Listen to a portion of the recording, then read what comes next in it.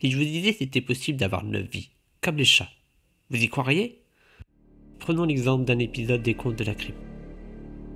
Pour mener à bien son expérience, un médecin vient réveiller un SDF avec des billets de dollars et lui propose 9 vies et lui promet la richesse. À regarder la tête d'Ulrich, il n'a pas l'air d'avoir peur. Un peu diabolique ce sourire. Quelques coups de bistouri à l'arrière du crâne et hop, 9 vies. Arnaque ou non? Pour le prouver, le savant foule sort son flingue et bam! Il est en vie! Maintenant que l'expérience est une réussite, comment devenir riche? En devenant une attraction. Ulrich, l'homme aux 9 vies, l'homme qu'on vient voir mourir ou même tuer.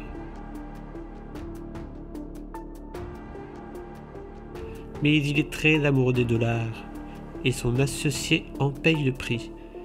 Un accident de voiture et bye bye Doc. Ulrich est vraiment diabolique. Souvenez-vous de son sourire. Mais il n'en est pas un crime près. Son assistante et fiancée est aussi attirée par l'argent, et en profite pour le tuer et lui voler ses économies. Le revenant ne s'avoue pas vaincu. Il lui reste des vies à mettre aux enchères. Et le public adore le tuer. Cependant, il a mal compté et meurt enterré vivant. Enfin, il meurt enterré. Quelle ironie. Finalement, c'était pas le bon exemple. Et si maintenant on allait un petit peu plus loin à San Francisco? Shadow. Le chat d'une sorcière fait le ménage et renverse des potions. Apparemment, il le fait exprès. Enfin, il se transforme en sorcier, puis tue sa gentille maîtresse. Mais ce n'est pas tout.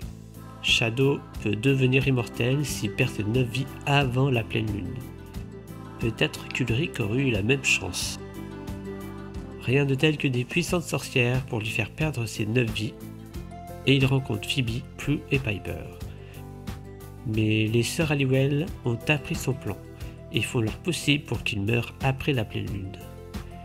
Orage de désespoir, Shadow tue une serveuse et jure répéter ses crimes avec de nouvelles victimes, si les filles ne continuent pas de lui jeter des chaussures, des couteaux et autres objets mortels. Peut-être un méchant sous-estimé, plus méchant que Thanos. Qu'en pensez-vous? Les sorcières trouvent une solution. Lors de sa dernière mort, il en vivra 9. 9 douleurs impossibles à défaire et impossible pour lui de revenir. Il l'a bien cherché. Vous n'êtes toujours pas convaincu que c'est une mauvaise idée d'avoir 9 vies? J'ai peut-être une autre histoire en stock. Jetons un œil sur la deuxième aventure du tout mignon chapeauté, le plus téméraire des héros. Comme Ulrich, le chat gaspille ses vies. Mais peu importe, les gens le trouvent courageux. C'est un héros qui n'a peur de rien.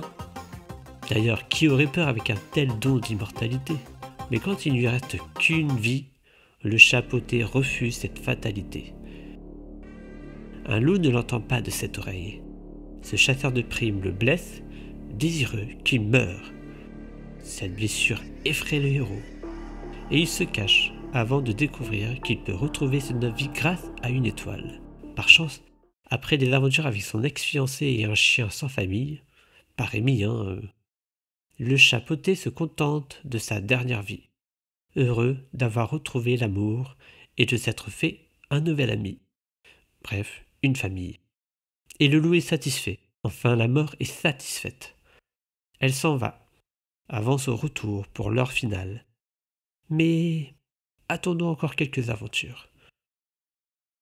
Alors, ces 9 vies, on les veut toujours ?